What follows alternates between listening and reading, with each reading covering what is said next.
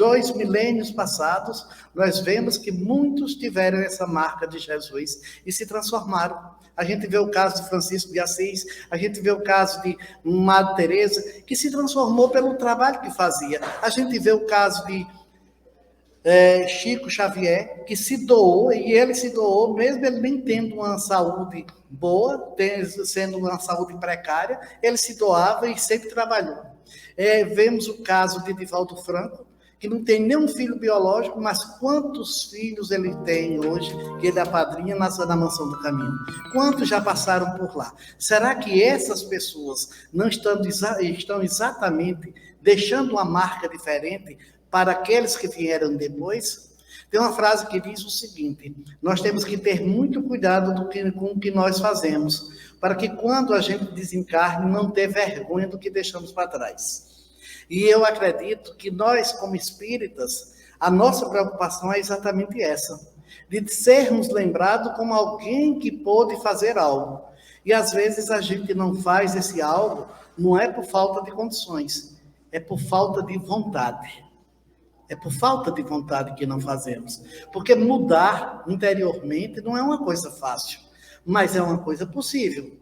Eu sei que eu não posso mudar de uma hora para outra com um problema que eu tenho, mas eu sei que se eu quiser, eu vou conseguir. E eu digo isso porque eu até 1994, antes de eu me tornar evangélico, na época, eu era fumante. E eu deixei de fumar. E eu era fumante compulsivo, eu fumava mais de 2 maços por dia, dependendo do dia que eu tivesse. Se eu tivesse muito trabalho naquele dia, eu fumava até mais. Então, e eu deixei. E naquela época que eu deixei, eu não tinha nenhuma doença me acometendo, eu não tinha nenhum problema, apenas eu recebi a informação de um amigo meu que tinha desencarnado com câncer da garganta, e eu disse, eu não vou, vai que eu tenho uma predisposição e eu esteja piorando essa predisposição com o cigarro. Então, eu mudei. Agora foi fácil? Claro que não foi fácil. Não foi fácil, não é fácil a gente mudar as nossas atitudes, não é fácil a gente abrir mão de um vício, não é fácil a gente mudar o nosso comportamento íntimo. Por quê? Porque muitas vezes a gente está tão habituado àquilo ali e a gente muitas vezes não quer mudar. Tem pessoas que dizem, não, mas é porque eu não mudo a minha vida por conta do obsessor. E às vezes o obsessor nem está fazendo nada, nós já estamos fazendo sozinhos. Então a gente tem que ter esse cuidado. Por que eu quero mudar?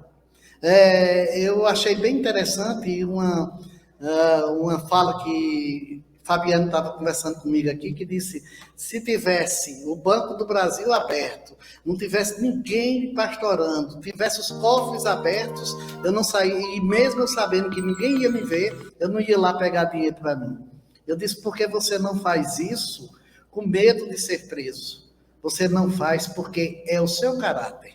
É você que não tem essa necessidade de se expor a esse ponto, porque você não precisa disso.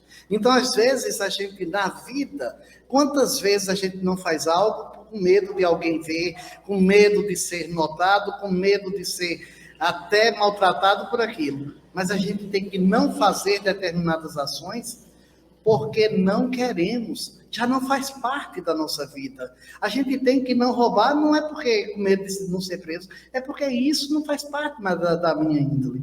Então, nós temos que ter esse compromisso. Naquele momento em que Paulo fez a sua mudança, a sua transformação, ele não se incomodou com as pessoas. Que tem um trecho de Paulo que ele diz o seguinte, se eu estivesse para agradar aos homens, eu não estaria na seara de Jesus.